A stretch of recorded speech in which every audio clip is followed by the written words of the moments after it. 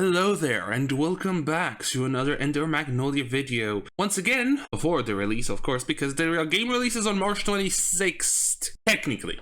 Because it seems that the developer wanted to go ahead and use the early access feature, which I find it a bit weird for a Metroidvania specifically. It's weird to think about a Metroidvania using early access. When you think about it, like a roguelike, having early access makes a lot of sense. You can always add a new area, the story can always be added just right at the end. But then again, I don't really mind this. It's possible that the developer might need some more money, which is understandable. So yeah, I'm really excited for this. I remember when I did the original video on the reveal, there was like a timer of 111 hours or something. I think I just missed that, and this was it. So I'm very sorry about that. But yeah, March 26th is the early access of Ender Magnolia. As for the rest of the website is pretty much the same. We have, the title, genre, price to be determined. Though I don't think it's going to be more than $30 at launch, maybe $25 in early access. I don't remember exactly. I think the Ender Lilies was $25, $20? I don't remember. But anyway, we also have one more thing, which is the Steam page for the game.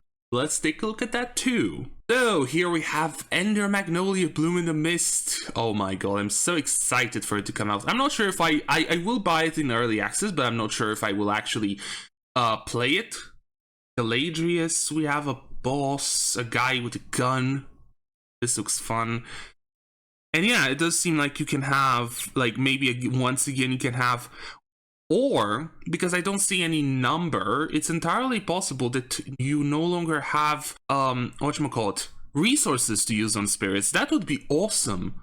Because that's kind of like a thing that stopped me from doing more challenge runs for other early spirits. The fact that you always had the resource meter that you had to deal with.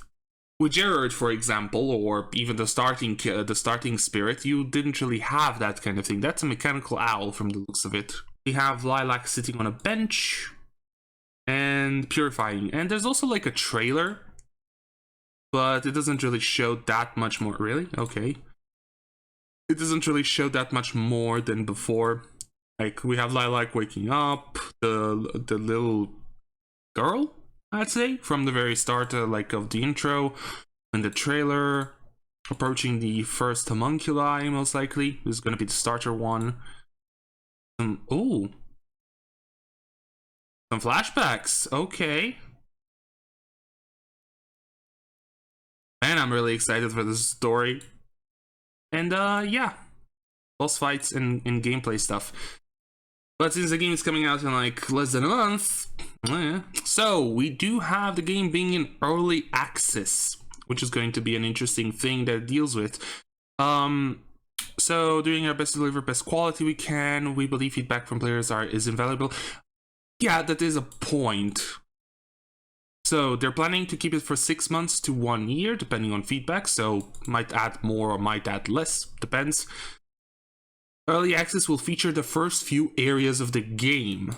We're planning on more areas, unique enemies, player actions, and bosses, as well as enriched game mechanics and story elements. So, of course, there's not going to be the whole game, because if the whole game would have come out in early access, there would be no reason to put it in early access.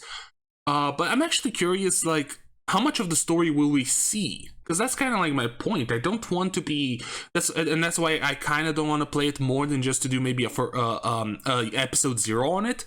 Because I really don't want to get spoiled for the whole story, and I really don't want to wait for, I don't know, a couple months for every new area and every new story beat to be added until the full release. I kind of want to experience the game in its full potential, So what's gonna be in it, like specifically? One village in the first 4 areas of the game, unique enemies and bosses, of course, characters that can become allies, that's the homunculi. Core action and skills of the main gameplay, skill enhancements and shop mechanic, and various optional features. This sounds interesting. Well, skill enhancements is what we had upgrades in the previous game, most likely. Shop mechanics. There was no shop, right? You didn't have a proper currency, if I recall correctly. Price will increase once leaving early access.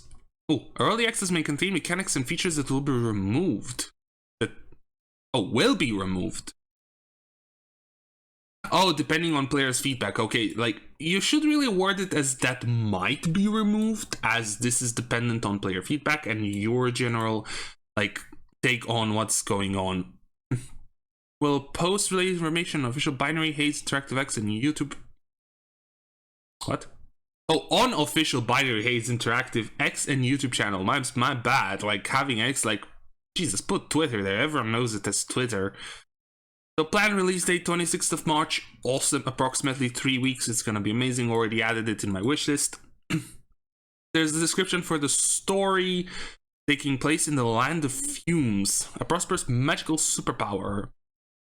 Toxic fumes from the underground came up. We knew that. You play as Lilac and a tuner who you can whatchamacallit? You can purify homunculi. There we go. That's the word I was looking for. So, scenario. Under Magnolia is a dark fantasy 2D side-scrolling action RPG, so pretty much a Souls-like. You could just say Souls-like as a 2D Souls-like.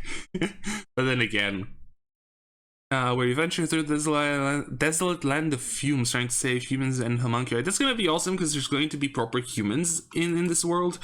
Again, I don't know, it's weird. It's very reminiscent of Silksong, where in even in Hollow Knight, you already had a couple NPCs that were still, like, not infected, but it's very reminiscent, where in Hollow Knight, you went through an already dead kingdom, same as you did in Ender Lilies, and now in Under Magnolia, you go through a kingdom that is currently dying, and on the brink of death, kind of like how Farloom will be in Silksong, from what we know. That's interesting. Come across abandoned cities, discover laboratories oozing with heinous mysteries, a grand sorcerer's academy, colossal factories, and much more. The introduction of the more modern, or at least industrial areas in parts of the game will be very interesting. Journey with homunculi and help those who have lost their mind to the fumes. Fight fearsome, powerful enemies, purify their soul, and rally your companions. Gameplay. So, experience the revamped battle system that elevates your gameplay and exploration beyond that of Ender Lilies. Already, speaking of exploration, we already have the new minimap. Where's the... There it is. The new minimap that actually shows you the proper area, which is awesome. I love this. I love the fact that it shows it. And revamped combat system might be talking about the fact that you no longer need resources in order to use, or maybe they all share a common resource. Explore the mesmerizing yet grim world at your own pace, which is awesome. Again, most likely it's another Metroidvania. Could just be a sort of openish world game. It doesn't necessarily need to be a Metroidvania, but it's most likely gonna be one. Find your battle style using 30 different skills acquired from your companions. That is the homunculi that you will purify. Collect and upgrade loads of equipment, relics, and items. This is interesting because it's equipment relics. Like, it's not like, I don't know, for example, the charm system. So most likely you will have, like, maybe armor, or at least some form of armor, or just generic equipment. And then you have the relics that were also in the original game. And of course, items. Featuring new difficulty levels. This is really cool. Like, I usually play games on normal. I have no problem with people who want to play them on easy or anything like that. I did that too when I was younger and I wasn't as much of a gamer. But yeah, gorgeous 2D art, animation, and music come together to create a whimsical world. Humans and homunculi live together in a kingdom known as the Land of Fumes. Venture out, get to know people, and help one another while unraveling the mysteries of the world. Help one another? That sounds cool. Like, maybe proper, like, quests for different NPCs. Witness poignant cutscenes and enhanced character interactions with your companions. That would be so cool, because in Ender Lilies, you only really interacted with the knight. You know what would be awesome? Rather than having to use, I don't know, 800 of whatever you need to upgrade a homunculi in order to get them to max level, what if, hear me out, what if there's a little tiny quest that you need to do before you can upgrade them? Like, you get them to level 4 out of 5, that unlocks a very short quest that you need to do in order to get them from level 4 to level 5. Of course, this is pure speculation on the fact that there's more interactions with your companions, so the homunculi. And music, Millie is coming back. Honestly, I love the soundtrack of Ender Lilies. It's beautiful, it's amazing. I cannot wait to hear what Millie has in store for us this time around. But yeah, there's also the system requirements, but I guess for these you can also come back.